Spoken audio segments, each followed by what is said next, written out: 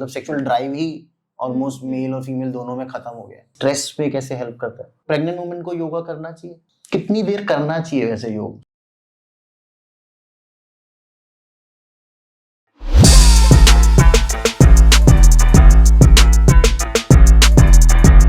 Does stress mean anything to you? अगर आपकी life में स्ट्रेस है तो आपका पॉडकास्ट सिर्फ आपके लिए। आज हम जिनसे बात करने वाले हैं वो एक योगा एक्सपर्ट है and she is going to tell us कि how to manage your stressed life. तो आज हम बात करेंगे प्रीति बिस से, जो कि एक योगा ट्रेनर है। प्रीति, कितने साल हो गए आपको योगा करते हुए? वैसे देखा जाए तो मैं बचपन से ही प्रैक्टिस कर रही हूँ, बट अगर प्रोफेशनली बात की जाए कि मैंने कब से लोगों को सिखाना शुरू किया तो वो लास्ट 4 years। तो प्रीति, एक चीज जो मुझे आप बताइए कि वैसे तो योगा होता क्या है योगा? थोड़ा सा एक छोटे से उसमें एक्सप्लेन कर देंगे please, so that everybody knows कि योगा होता क्या है। तो आयुर्वेदा और हमारे जो पतंजलि के योग सूत्र हैं उसके हिसाब से ये योगा नहीं है, इट्स योग। हाँ, बट वेस्टर्नाइजेशन है तो लोग इसको योगा बोलते हैं, आसन को आसना बोलते हैं, बट अदरवाइज इट्स योग, आसन। योग जो है बेसिकली वो एक संस्कृत टर्म युज से बना है। युज का मतलब होता है टू यूनियन, मतलब टू यूनाइट, टू कंबाइन। तो कंबाइन किससे करना है? तो योगा के हिसाब से हमारे जो आत्मा है उसका परमात्मा से मिलन ही योग है। अच्छा, इसमें हम सोल जो है उसको डिवाइन से कनेक्ट कर पाते हैं, तो वो कॉम्बिनेशन जो है उस पाथ को आप योग बोलते हैं। स्ट्रेस में योग कैसे हेल्प कर सकता है? तो स्ट्रेस जो है आजकल वो बहुत, ऑलमोस्ट सभी को ही स्ट्रेस है। स्ट्रेस बेसिकली ऐसी कंडीशन है जहाँ पे आप किसी सिचुएशन में कैसा रिएक्ट कर रहे हैं। ठीक है, अगर सपोज बॉस ने आपको बोला एक्स्ट्रा ओवर टाइम करना है, तो आप उस सिचुएशन में कैसा रिएक्ट कर रहे हैं। या फिर अगर गर्लफ्रेंड से लड़ाई हो गई, या वाइफ से लड़ाई हो गई, या हस्बैंड से लड़ाई हो गई, तो उस कंडीशन में आप कैसा रिएक्ट कर रहे हैं। तो stress is basically how you are reacting upon a situation. अब देखा जाए तो स्ट्रेस जो है ये आजकल मतलब इसी जनरेशन में ज़्यादा लोगों को होने लगा है। पहले अगर आप बात की जाए आज से 50-100 साल पहले की, तो उस वक्त लोगों को स्ट्रेस नहीं होता था। स्ट्रेस तब पता भी नहीं था एक्चुअल में होता क्या है। पता नहीं था या होता ही नहीं था? होता नहीं था इसलिए पता भी नहीं था। ओके। क्योंकि स्ट्रेस उस वक्त जो था वो लोग मैनुअल वर्क ज़्यादा करते थे, उनका जो है वो लेबर वर्क ज़्यादा होता था। तो अभी जो है हम लोग मेंटल वर्क ज़्यादा करते हैं। तो उस वक्त जो जॉब्स थी वो अलग थी, आज की जो जॉब्स हैं वो अलग हैं। तो इस वजह से हमारा लाइफस्टाइल भी चेंज हो गया है, हमारा स्लीपिंग पैटर्न, ईटिंग पैटर्न सब कुछ चेंज हो गया है। तो सब कुछ कॉम्बिनेशन मिला के जो है वो एक इंडिविजुअल पे पाइल्ड अप होता रहता है, और वो जो है आप उसको स्ट्रेस का नाम देते हैं कि हाँ आप कैसे रिएक्ट कर रहे हो किसी सिचुएशन पे, या आप कितने अच्छे से उस चीज़ को हैंडल कर पा रहे हो। तो स्ट्रेस के क्या शॉर्ट सिम्टम्स है? पता कैसे चले कि मुझे स्ट्रेस है या आपको स्ट्रेस है? कैसे पता चलेगा आदमी को? तो आप देखें, अगर किसी को कॉन्स्टेंटली या कंटिन्यूसली हेडेक रहता है, या फिर एंजाइटी रहती है। एंजाइटी आजकल मुझे लगता है ज़्यादातर लोगों को रहती है। या फिर इनसिक्योरिटी, फियर रहता है। ठीक है, ओवर थिंकिंग लोग ज़्यादा करते हैं। तो ये कुछ कुछ सिम्टम्स हैं जो बताते हैं कि आपको स्ट्रेस है। और दूसरा ये भी कि जो स्ट्रेस है वो बेसिकली बाकी आपकी फिजिकल बॉडी को भी इम्पैक्ट कर रहा है। It's not only impacting your mental health. तो अभी एक स्टडी भी आई है, साइंटिफिक स्टडी, रिसर्च पेपर, जिसमें ये बताया गया है कि जो 90% डिजीज़ हैं जो ह्यूमंस को होती हैं, that is psychosomatic. Which means कि वो जो डिजीज़ हैं वो आपके दिमाग में आपके स्ट्रेस से आपकी बॉडी में मैनिफेस्ट हो रही हैं। ओके। तो अगर किसी को बहुत ज़्यादा स्ट्रेस रहता है तो आप देखेंगे उसको कॉन्स्टिपेशन रिलेटेड इश्यूज होगा। आजकल बहुत लोगों को कॉन्स्टिपेशन है, ठीक है, या फिर कॉन्स्टेंट हेडेक होगा, या फिर लोअर बैक पेन होगा। तो ये चीज़ें, या फिर उनको गट इश्यूज स्टार्ट हो जाएंगे, कुछ भी हो सकता है। तो ये चीज़ें आपको बॉडी में मैनिफेस्ट होना स्टार्ट हो जाती हैं विद एक्सट्रीम स्ट्रेस। तो और योगा इसमें हमें कैसे हेल्प कर सकता है? बिकॉज ये तो जहाँ तक मुझे पता है योग हम लोग जो जितना देखा है इट्स मोर फिजिकल एक्सरसाइजेस, और ये जो है ये एक मेंटल स्टेट ऑफ माइंड है स्ट्रेस। तो योग उसमें कैसे हेल्प करेगा? तो पहले तो ये हमारी गलतफहमी है कि योग जो है वो फिजिकल बॉडी के लिए है। जब आपको मैं इसकी स्टोरी बताती हूँ कि योग जो है वो कैसे, उसका ओरिजिन कैसे हुआ। तो ये एक मेटाफर भी हो सकता है, बट हाँ एक स्टोरी है जो हमारे योगिक वर्ल्ड में बहुत फेमस है। तो एक दफ़ा शिव जी को आपने देखा होगा, वो हमेशा ध्यान मुद्रा में रहते हैं, हमेशा मेडिटेशन पोस्चर में। आदि योगी भी बोला जाता है। हाँ, वो आदि योगी उनको इसीलिए बोला जाता है, फर्स्ट योगी। फर्स्ट योगी। तो वो आदि योगी लेकिन बने कैसे, उनकी वो जर्नी कैसी थी आदि योगी बनने की। तो माता पार्वती शिव जी को देखा करती थी कि ये ध्यान में रहते हैं हमेशा, तो ये ऐसा कैसे कर पाते हैं।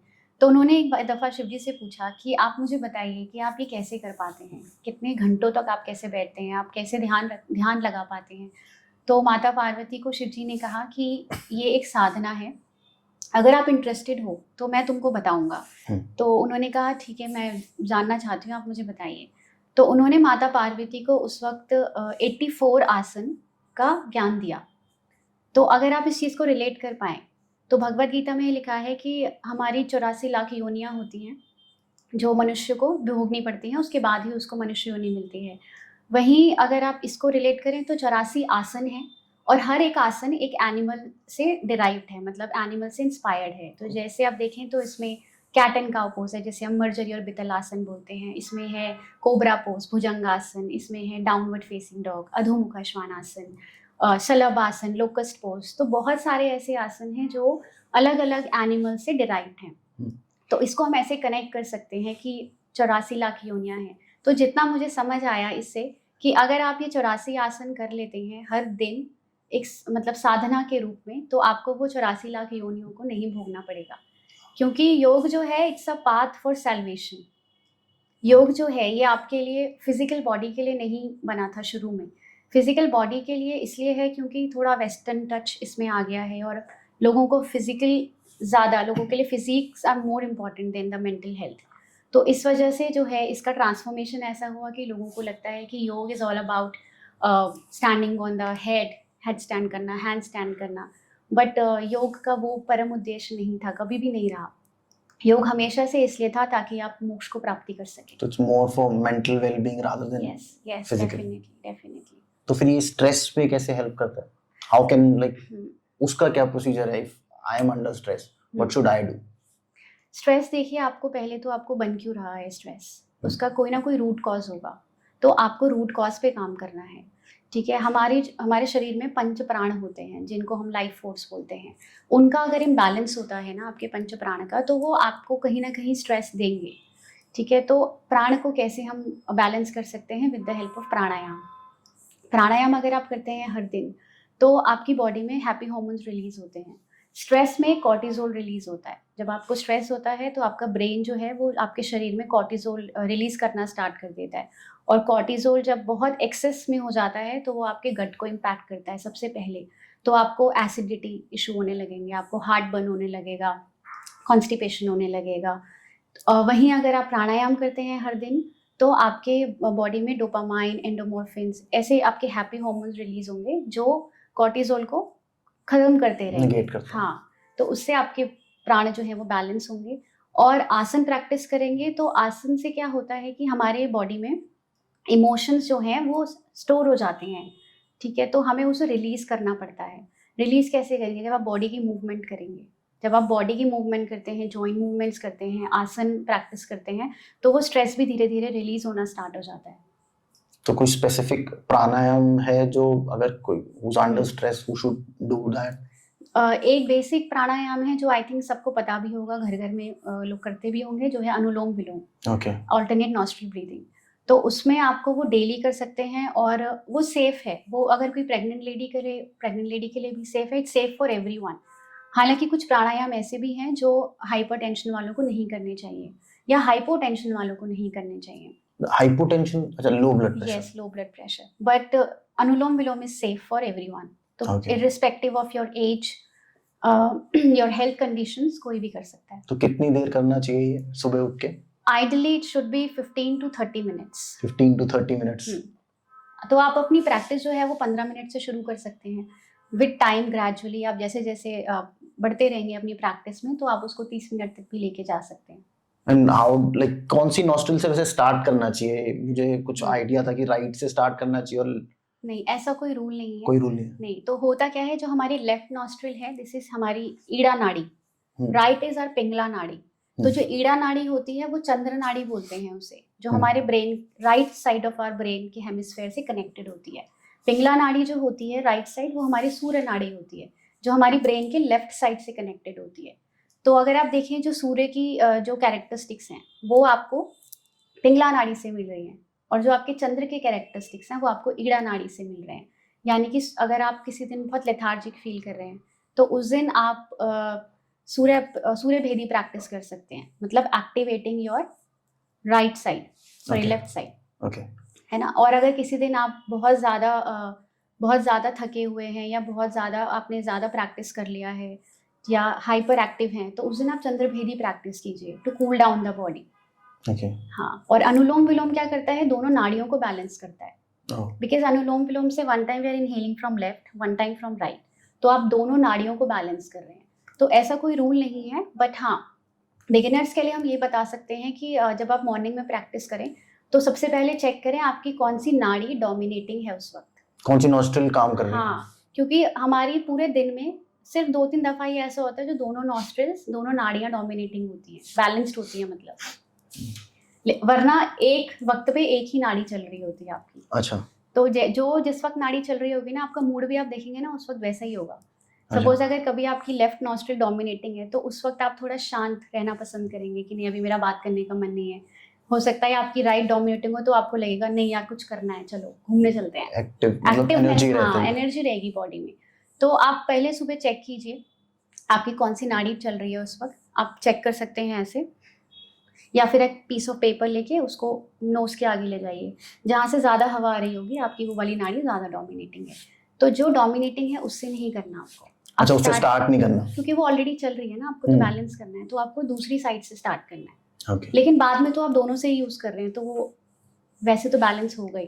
अच्छा, अभी आपने बीच में ये बोला था कि प्रेग्नेंट वुमेन के लिए भी योग सेफ है, क्योंकि हमारे अब तो ऐसा हो गया है कि जैसे ही लड़की प्रेग्नेंट हो जाती है उसको बोल दिया जाता है यार आप कुछ मत करो, बस बेड पे रेस्ट करो, क्योंकि पहले ऐसा नहीं होता था। पहले जो हमारे गाँव में लेडीज होती थी वो 9th मंथ तक घर का काम और सब कुछ, बल्कि खेतों में भी काम करने जाती थी। तो प्रेग्नेंट वुमेन को योगा करना चाहिए? आजकल के हिसाब से करना चाहिए। और आपने गांव की बात करी कि पहले नहीं किया जाता था, वो इसलिए क्योंकि पहले गांव की जो लेडीज होती थी वो फिजिकली फिट होती थी। अगर आप देखेंगे गांव में पोछा खुद लगाते हैं, है ना, चक्की कर चलाते हैं, हल लगाते हैं, है ना, जो आपके खेत के काम होते हैं वो करते हैं, कुकिंग खुद करते हैं। और गांव में सबसे इम्पोर्टेंट है कि वहाँ पे आपके इंडियन टॉयलेट्स होते हैं। ठीक है, अब हम वेस्टर्नाइज हो चुके हैं, है ना। सिटीज़ में आप देखें तो सिटीज़ में सबसे पहले तो इंडियन टॉयलेट्स हटा दिए, सारी जगह वेस्टर्न टॉयलेट्स हैं। ठीक है, उसके अलावा आपके पास हर एक चीज़ का सोल्यूशन है, आपको चक्की नहीं चलानी, आपको आटा मिल जाएगा मतलब पूरा बना हुआ। तो आपके जितने भी फिजिकल वर्क थे जो आपको हेल्प कर सकते थे आपकी बॉडी की फिटनेस के लिए, वो तो ख़त्म हो चुके हैं। अब लोग ज़्यादातर हर चीज़ डिपेंडेंट है दूसरे पे, मेड पर या फिर मशीन्स पे डिपेंडेंट है। तो कहीं ना कहीं हमारी बॉडी उतनी ज़्यादा अब हेल्दी और एक्टिव और फिट नहीं रही जितनी पहले के समय में होती थी। या अभी भी गांव की जो लेडीज़ हैं आप उन्हें देखेंगे ना, उनके 10-10 बच्चे होते हैं। हाँ। और वो भी उनकी वेजाइनल डिलीवरी होती है। और यहाँ पे आप देखेंगे कि एक लड़की आई डोंट थिंक कि आजकल कोई भी नॉर्मल डिलीवरी होती है। नहीं, आजकल तो सी सेक ही हर जगह बोलते हैं, सी सेक, और वो उतना पेन भी बेयर नहीं कर पाती हैं फीमेल्स। और सी सेक तो मतलब मस्ट हो गया। एक यूनिसेफ की रिपोर्ट भी आई थी, उसमें भी ये था कि सी सेक के cases all over the world are increasing. बल्कि इंडिया में आई थिंक ये ज्यादा है कि डॉक्टर सजेस्ट करते हैं सी सेक्शन करवा लो। बाहर मेरे कुछ रिलेटिव्स हैं जो बता रहे थे मुझे, वहां पे डॉक्टर्स ट्राई करते हैं जैसे यूएस वगैरह में कि नेचुरल बर्थ हो, अनटिल अनलेस बहुत ज्यादा कुछ कॉम्प्लिकेशन है, then only they go for C section. तो मतलब प्रेग्नेंट वुमेन को योग करना चाहिए, बिल्कुल करना चाहिए। और इसमें यह है कि अगर आप फर्स्ट ट्राइमेस्टर में हैं, फॉर फर्स्ट 3 मंथ्स, वो बहुत ज़्यादा सेंसिटिव होते हैं। उस वक्त आपका थोड़ा बॉडी डेवलप हो रही होती है, बेबी की भी डेवलप हो रही होती है, तो वो क्रिटिकल मंथ्स है। उसमें तो आई डोंट सजेस्ट कि आप कोई नई प्रैक्टिस स्टार्ट करो if you are not doing it already. अगर आप पहले से ही योगा प्रैक्टिस कर रहे हैं तो आप कर सकते हैं फर्स्ट ट्राइमेस्टर में भी। बट अगर आप नया सोच रहे हैं कि नहीं मुझे अब स्टार्ट करना है, तो अवॉइड कीजिए। तो आप सेकेंड और थर्ड ट्राइमेस्टर में कर सकते हैं, वो सेफ है आपके लिए। तो हेल्प करता है डिलीवरी? बिल्कुल हेल्प करता है। और मेरे तो कुछ क्लाइंट्स भी हैं जिनकी वेजाइनल डिलीवरी हुई है, दे वर सो हैप्पी कि मतलब हमें योगा प्रैक्टिस करा और हमारा मतलब नेचुरल डिलीवरी हुई है। तो बेसिकली होता क्या है इसमें, जैसे आप प्रेग्नेंट होते हैं आपकी बॉडी चेंज हो रही होती है, आपकी बॉडी का इक्विलिब्रियम चेंज हो रहा होता है, क्योंकि आपका सेंटर ऑफ ग्रेविटी चेंज हो रहा होता है उस वक्त। और जब बेबी का साइज़ बढ़ता है तो वो पूरा प्रेशर आपके ऑर्गन्स पे पड़ता है, जिसकी वजह से आपका जो वेजाइना है, जो आपकी ओपनिंग है, एनल ओपनिंग, वो भी बहुत टाइट हो जाती है। आपके लेग्स हेवी हो जाते हैं क्योंकि weight is on your lower body now. तो आपको varicose veins, swollen legs problem, lower back problem, आपके लोअर बैक में आर्च आने लग जाती है बिकॉज वेट आपका Weight आ फॉरवर्ड गया। पुश हो रहा है, तो आर्च क्रिएट हो जाती है। वो आर्च होती है तो आपको वहाँ पे भी बहुत पेन होता है। Your breasts are getting ready for the feed, तो उसकी वजह से वो हैवी होना स्टार्ट होते हैं। Then you start getting pain in your shoulders and your neck में पेन स्टार्ट हो जाता है। तो उसको आप रिलीज कैसे करेंगे? You need to do some movement. अगर आप बैठे रहे, यू नॉट डूइंग एनीथिंग, तो बस ये होगा कि आप एक्टिव नहीं है, आपका वेट ही गेन हो रहा है, ठीक है, और कुछ उससे आपको फ़ायदा नहीं हो रहा है। तो आई सजेस्ट कि अगर आप योग प्रैक्टिस करते हैं, हालांकि देयर आर सम आसन्स आपको नहीं करने, कुछ सेट ऑफ आसन है जो प्रेग्नेंट लेडी को नहीं करने चाहिए, कुछ हैं जो करने चाहिए, मस्ट हैं। उसमें आपके हिप ओपनिंग आसन हो गए, वो आपको प्रैक्टिस करनी चाहिए ताकि आपका जो आपकी जो पेल्विक फ्लोर है वो और स्ट्रेंथन हो, फ्लेक्सिबल हो, ताकि जो वेजाइनल डिलीवरी है उसमें आपको हेल्प मिले। तो अगर करना भी है तो किसी इंस्ट्रक्टर के साथ Definitely. करें, ऐसे ही नहीं कि मतलब हम्म, यूट्यूब पे देख के स्टार्ट नहीं कर दिया नहीं, करना। खुद से तो बिल्कुल भी नहीं करना। और कोई सर्टिफाइड इंस्ट्रक्टर ही आप ढूंढें जो प्रीनेटल या पोस्टनेटल में सर्टिफाइड हो, तो वो आपको अच्छे से गाइड कर पाएंगे कि आपकी बॉडी के हिसाब से आप कौन से करने चाहिए, कौन से नहीं। क्योंकि हर किसी का बॉडी स्ट्रक्चर सेम नहीं होता है ना। किसी को लोअर बैक में पेन रहता है, लेकिन मैंने देखा है किसी को नहीं भी होता प्रेगनेंसी के टाइम पे। तो अगर आपकी बॉडी पता चलेगी इंस्ट्रक्टर को कि हाँ आपको एक्चुअल में कहाँ पे फोकस करना है, तो आपको वो अच्छे से गाइड कर पाएंगे। और इसमें क्या है, आप सपोर्ट से भी कर सकते हो, क्योंकि कुछ लोग लेडीज होती हैं वो बोलती है नहीं मैं मैट पे नहीं बैठना चाहती। अच्छा। तो ऐसे नहीं है कि आपको योग सिर्फ मैट पे ही होगा। तो ये हमारा मिसकंसेप्शन है, योग सिर्फ मैट पे नहीं होता, चेयर पे हो सकता है, बेड पे हो सकता है, आप खड़े हो स्टैंडिंग में भी हो सकता है, तो कहीं भी हो सकता है। ऐसा कुछ इसमें कंडीशन नहीं है कि नहीं मैट ही होना चाहिए या आपको फ्लोर पे ही करना है, तो उसमें फ्लेक्सिबिलिटी रहती है। अच्छा, ये तो हो गई प्रेगनेंसी की बात। अभी इसका एकदम ऑपोजिट एक वो है इनफर्टिलिटी। तो इनफर्टिलिटी के लिए योग में कुछ है कि, क्योंकि आजकल जो स्ट्रेस लेवल्स हैं और जो लाइफस्टाइल है हम लोगों का, मेल एंड फीमेल बोथ, दोनों में ही इनफर्टिलिटी रेट बहुत ज्यादा है। तो उसके लिए क्या ये, क्योंकि स्ट्रेस मैनेजमेंट तो आपने बता दिया, अनुलोम विलोम आप कर सकते हो, बट इसके अलावा इनफर्टिलिटी के लिए इन फीमेल्स स्पेशली क्या किया जा सकता है? ये तो बहुत अच्छा क्वेश्चन है, क्योंकि बहुत ज़्यादा इनफर्टिलिटी के केसेस अभी आ रहे हैं। और आप देखेंगे ना, आज से कुछ 10 साल पहले आईवीएफ सेंटर्स इतने होते नहीं थे। हाँ। बट अभी आप किसी भी लेन में निकल जाओ ना, आपको आईवीएफ सेंटर की मतलब पूरी मशरूमिंग हो गई है इंडस्ट्री आईवीएफ सेंटर की। वो इस वजह से क्योंकि फीमेल्स और इवन मेल्स में भी इम्पोटेंसी और इनफर्टिलिटी के केसेस ज़्यादा होने लगे हैं। अगर फीमेल्स की बात करूँ तो PCOS, PCOD are the major factors जिसकी वजह से इनफर्टिलिटी क्रिएट हो रही है। 80% of the women have PCOS, Yes. either PCOS or PCOD. yes definitely. Even males के केस में भी बहुत सारे मेल्स के केस में भी इनफर्टिलिटी या स्पर्म नहीं बनता है उनका, ऐसे भी बहुत सारे केसेस हो गए, मतलब स्पर्म काउंट उनका लो हो गया है। So that is because of again stress and your lifestyle. अभी क्या है, हम पैक्ड फूड ज़्यादा खाते हैं, है ना, और एक्चुअल में वी आर नॉट अवेयर कि हम खा क्या रहे हैं। आपने भी देखा होगा बहुत ज़्यादा ये वीडियोस वायरल होती है फ्यूजन फूड की, कि मैगी का समोसा बना दिया या मैगी आइसक्रीम के साथ खा ली, चीज के साथ खा ली, which is not healthy for your body. तो आज से कुछ साल पहले आप देखेंगे तो नेचुरल फूड खाया जाता था, जो जैसा नेचर ने दिया है बिल्कुल वैसा ही। इवन हम लोग के टाइम जब हम लोग छोटे थे तो कुछ सब्जियां तो सीजनल ही होती थी, जो सीजन में ही मिलती थी, अदरवाइज आपको पूरा साल नहीं मिलती थी। अभी तो आपको हर सब्जी आई थिंक पूरा साल मिल रही है, कोल्ड स्टोरेज से आ रही है। लेकिन हमें नेचर के हिसाब से चलना चाहिए, क्योंकि जैसे जैसे नेचर चेंज हो रहा है, हमारी बॉडी भी तो चेंज हो रही है ना, हम भी तो नेचर ही हैं। तो आप देखेंगे ये रीज़न है, लाइफस्टाइल जो है हमारा वो काफ़ी पुअर हो गया है, जिसकी वजह से इनफर्टिलिटी के केसेस बढ़ रहे हैं। उसके अलावा स्ट्रेस इतना ज़्यादा एक्यूमुलेट करके रखते हैं हम, कंपटीशन इतना ज़्यादा हम क्रिएट कर लेते हैं अपने माइंड में, हमें ये अचीव करना है, वो अचीव करना है। मतलब competition is good, but it should be healthy competition, comparison वाला नहीं होना चाहिए। तो इस वजह से अभी बहुत ज़्यादा केसेस हैं, बहुत ज़्यादा फीमेल्स को स्पेशली पीसीओडी, पीसीओएस के केसेस बहुत ज़्यादा हो रहे हैं। तो योग जो है वो इसमें भी हेल्प करता है। आई वोंट से कि आपका पीसीओडी ख़त्म हो जाएगा, क्योंकि ये एक डिसऑर्डर है, एक सिंड्रोम है जो obviously it can't reverse it, but जो उसके सिम्टम्स हैं आप उनको टैकल कर सकते हो विद द हेल्प ऑफ योग, with the help of healthy lifestyle. Okay. तो कुछ आसन ऐसे हैं जो अगर आप प्रैक्टिस करते हो एवरी डे तो ऑब्वियसली आपको इसमें हेल्प मिलेगी। और कुछ मेरे क्लाइंट्स भी हैं जिनको हेल्प मिली है, उनके पीरियड्स रेगुलर हो गए हैं, उनका वेट, क्योंकि पीसीओडी में क्या है आपका वेट बहुत ज़्यादा बढ़ता है और इतना स्टबन वेट होता है कि आप कुछ भी कर लो वो कम ही नहीं होता, and you start feeling lethargic. आपका जो है फर्टिलिटी पे इम्पैक्ट करता है पीसीओडी, आपके एक्ने आ जाते हैं फेस पे, उसके अलावा और भी बहुत सारे हेल्थ इश्यूज क्रिएट हो जाते हैं, डायबिटीज भी इसमें क्रिएट हो जाता है। Just to name a few asan जो इसमें आपकी हेल्प कर सकते हैं, कौन कौन से हैं? फर्स्ट आसन इज बद्धकोण आसन, बटरफ्लाई पोज। ओके। तो butterfly is very good. Butterfly से क्या होता है, आपके जब आप फ्लैप करते हो तो आपके जो रिप्रोडक्टिव ऑर्गन्स है उसमें ब्लड फ्लश करता है। This is for both male and female? Yes, for both. योग में कोई ऐसा जेंडर नहीं है कि सिर्फ मेन कर सकते हैं या विमेन कर सकती हैं, तो ये कोई भी कर सकता है आसन। इसके अलावा आप कर सकते हैं भुजंगासन, कोबरा पोज। तो उससे आपके एब्डोमिनल ऑर्गन्स की एक थोड़ा जेंटल कंप्रेशन पड़ता है, मसाज होती है, तो विच इज़ ऑल्सो गुड।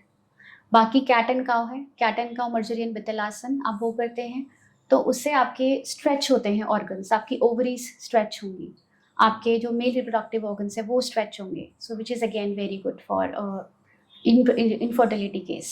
अच्छा, ये अभी ये हम लोगों ने सिर्फ फीमेल इनफर्टिलिटी के ऊपर बात करी है या ये आसन मेल इनफर्टिलिटी के ऊपर भी काम करेंगे? बिल्कुल बिल्कुल सेम आसन ही काम करेंगे। और लाइफस्टाइल में क्या चेंजेस करने चाहिए? लाइफस्टाइल में एक तो ये है कि आपको alcohol consumption, I would say कि छोड़ दो, ऑब्वियसली मेरी बात तो नहीं सुनोगे, बट आपको रेगुलेट करना पड़ेगा कि अगर आप बहुत ज़्यादा ड्रिंक करते हो तो try to make it once a week. Smoking भी नहीं, आपको लिमिट करनी पड़ेगी।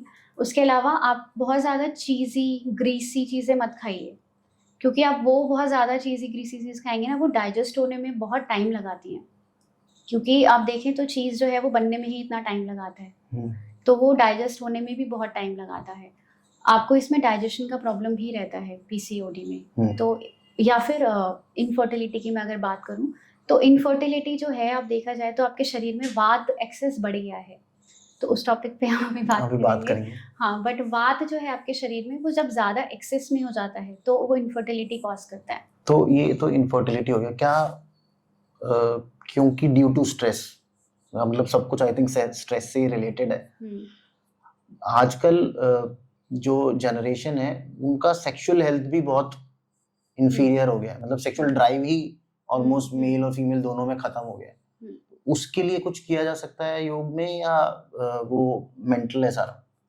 नहीं, कुछ मेंटल है, कुछ आपका हेल्थ भी एक्चुअल में है। तो अभी हैं ऐसे जो आप देखेंगे कि काफ़ी ज़्यादा प्रॉब्लम है, लो सेक्स ड्राइव, लेस लिबिडो है, इवन मेल्स में भी अर्ली इजैकुलेशन का प्रॉब्लम है। तो उसके लिए what you can do, you can work on one muscle, जो आपके पेरिनियम, जो जो आपके रिप्रोडक्टिव ऑर्गन्स होते हैं उसके पास एक मसल होती है which is pubococcygeal and pubococcygeus, both in females and male. तो आप उस मसल पे काम करेंगे, अगर उसकी स्ट्रेचिंग करेंगे तो आपके जो है आपकी जो सेक्स ड्राइव है वो भी इम्प्रूव होगी, आपका लिबिडो वीक है तो वो इम्प्रूव करेगा, even it can also help in increasing the time. Okay, erectile dysfunction को भी ठीक कर सकता है। Yes, definitely. वो क्या एक्सरसाइजेज हैं, अगर just to name a few? तो एक तो मैंने जो आपको पहले बताया था cat and cow, so which is very good, because होता क्या है, जब आपके रिप्रोडक्टिव ऑर्गन्स पे ब्लड एंड ऑक्सीजन नहीं पहुंचता प्रॉपरली तो वहाँ पे प्रॉब्लम होना स्टार्ट हो जाती है। और ये दो चीज़ें हैं जो एक ह्यूमन के लिए सबसे ज़्यादा इम्पॉर्टेंट है आई वुड से, क्योंकि अगर आपका ऑक्सीजन लेवल कम है या आपका ब्लड कम है तो यू कैन सर्वाइव। इसके अलावा बाकी चीज़ें हो जाए तो आप सर्वाइव कर जाओगे। अभी आपका क्या है कि सबकी ज़्यादातर डेस्क जॉब है, ज़्यादातर लोग आईटी में या डेस्क जॉब ही ज़्यादातर लोग करते हैं, पूरा दिन उनका बैठने का रहता है, सिटिंग का। हम ऐसे बैठे हुए हैं तो डू यू थिंक कि जो ब्लड है वो हमारे ऑर्गन्स में पहुंचेगा नीचे? नहीं, because the way we are sitting. हाँ, the way we are sitting नहीं उतना ज़्यादा उसकी ब्लड फ्लो पहुंचेगा, बट वो रिस्ट्रिक्शन के साथ रहेगा, उतना ज़्यादा नहीं जाएगा। तो आपको ऐसे आसन करने हैं जहाँ पे आप जो है उनको ओपनिंग दे सको, ब्रीथ करने का टाइम दे सको, उसके लिए कुछ आसन है, एक है आपका गॉडेस पोज, उत्कट कोण आसन। उत्कट कोण आसन। आसन ओके। गॉडेस पोज भी बोलते हैं इसको। वेरी गुड आसन। इसमें आपके पूरा जो पेल्विक फ्लोर है, पूरा इनर थाइज, आपका ग्रॉइन एरिया पूरा स्ट्रेच होता है प्रॉपर्ली। जब स्ट्रेचिंग होती है वहाँ की, तो वहाँ पे एकदम से फ्लश करता है ब्लड एंड ऑक्सीजन। दूसरा है आपका गरुड़ आसन, ईगल पोज जिसे हम बोलते हैं। तो गरुड़ आसन में आप होल्ड करते हैं अपने लेग्स को स्क्वीज करके। जब आप रिलीज करते हैं, जैसे ही आप थाइज रिलीज करते हैं, तो एकदम से फ्लश होता है blood and oxygen to your reproductive organs. Then we have upavistha कोण asana. It's a forward bending pose. उपविष्ट कोण आसन में ये उनके लिए भी अच्छा है जिनका सेक्स ड्राइव लो है, ओके। वीक लिबिडो है, उनके लिए बहुत अच्छा आसन है। इससे भी आपके पूरे ग्रॉइन एरिया की स्ट्रेचिंग होती है प्रॉपर्ली, और अगेन ब्लड ऑक्सीजन सप्लाई जो है वो प्रॉपर वहाँ पे होती है। और इसके अलावा विपरीत करनी कर सकते हैं, which is again very good. Viparit Karani is legs up the wall. So you are Okay. Lying down and your legs up on the wall. Just stay there like that. Yes, you have to stay there for 10 minutes maybe. ये आप daily कर सकते हो, इसमें कुछ करने का भी ऐसा नहीं है, मतलब anyone can do it. तो इसमें जो ब्लड है वो आप उसको एंटी ग्रेविटी मूवमेंट दे रहे हो। So now your legs are up, so blood starts flowing from top to bottom to your pelvic floor. So this is also good for infertility, or I would say low Sexual sex drive. drive, sexual, yeah, to improve your sexual drive. कितनी देर करना चाहिए वैसे योग सुबह उठ के, मतलब और सुबह उठ के ही जरूरी है या any time of the day you can do it? एक ये भी बड़ा मिसकंसेप्शन है कि नहीं आप सुबह सूरज उगने से पहले उठो तभी करो तो ही आपको बेनिफिट होगा। डिपेंड करता है कि आपका जो है वो उद्देश्य क्या है योग से। तो अगर आप स्पिरिचुअल अवेकनिंग के लिए कर रहे हैं तो ब्रह्म मुहूर्त में ही करना चाहिए। तो अगर आप कर रहे हैं फिजिकल बॉडी के लिए तो you can do it any time. बस आपके गैप होना चाहिए, मतलब मील्स आपको 2 to 4 आवर्स पहले लेनी चाहिए, लाइट मील। तो आप कभी भी कर सकते हैं। बट ज़्यादातर जो साधक होते हैं, जो योगी होते हैं, वो ब्रह्म मुहूर्त में करते हैं, क्योंकि उनका उद्देश्य अलग होता है। वो उनका डिवाइन कनेक्शन से वो चाहते हैं कि डिवाइन से कनेक्ट हो वो, तो इस वजह से ब्रह्म मुहूर्त में करते हैं। अदरवाइज आप अगर उठते हैं सुबह, तो सुबह उठ के करना इज़ वेरी गुड। सुबह हमारी एनर्जीज फ्रेश होती हैं, तो सुबह करना is very good. So you can do it for 40 minutes to 1 hour. अच्छा, दो ऐसी प्रॉब्लम्स हैं जो आजकल I think her second person को है। एक तो कॉन्स्टिपेशन और दूसरा diabetes. I think every second, और ये दोनों भी स्ट्रेस रिलेटेड है। तो इनके लिए कुछ है योग में? बिकॉज ये तो मेरी पर्सनल इशू भी है मुझे थोड़ा सा, कि इन लोग दोनों के लिए हम, क्योंकि ये इरिवर्सिबल चीजें हैं दोनों। डायबिटिक तो आप एक बार हो गए तो आई डोंट थिंक कि वो दोबारा ठीक हो सकता है। तो इसको कंट्रोल कैसे कर सकते हैं हम लोग योग के थ्रू? तो इन दो के अलावा भी एक और बहुत कॉमन है, which is thyroid. Thyroid thyroid भी बहुत ज़्यादा लोगों को है। थायराइड हो गया, डायबिटीज़ हो गया, और एक कॉन्स्टिपेशन आपने बोला। हाँ, तो ये बहुत कॉमन 3 प्रॉब्लम है जो मुझे लगता है हर घर में आपको किसी ना किसी एक जने को मिलेगी। अगेन लाइफस्टाइल आपका इशू है इसमें। दूसरा ये भी है कि हमारे इमोशंस भी बहुत इम्पैक्ट करते हैं कि हमें क्या, हमारी हेल्थ कैसी रहने वाली है, या हमें क्या डिजीज़ होने वाली है। तो वो चीज़ भी वहाँ पे काम करती है। मैंने थोड़ी देर पहले बताया था साइकोसोमैटिक। Again it's psychosomatic. अगर कोई है जो बहुत ज़्यादा एक्सप्रेसिव नहीं है, जो बहुत अच्छे से अपने इमोशंस एक्सप्रेस नहीं कर पाता, या करना नहीं चाह रहा, दबा रहा है अपनी फीलिंग्स को, बोलना नहीं चाह रहा, गुस्सा आ रहा है, पी लिया, नहीं बोलना मुझे कुछ, किसी से अगर कुछ हैप्पी फीलिंग्स है या प्यार जताना है तो भी नहीं जताना, बस दबा लिया फीलिंग्स को, तो you are not expressive, you are not vocal. उस कंडीशन में आपका थायराइड ग्लैंड जो है वो इम्पैक्ट करता है, and then you have thyroid problem. Okay. तो ये मैं अपने से नहीं बोल रही हूँ, क्योंकि मैंने स्टडी किया है इस चीज़ पे, और मैंने एक्चुअल में वेरीफाई किया।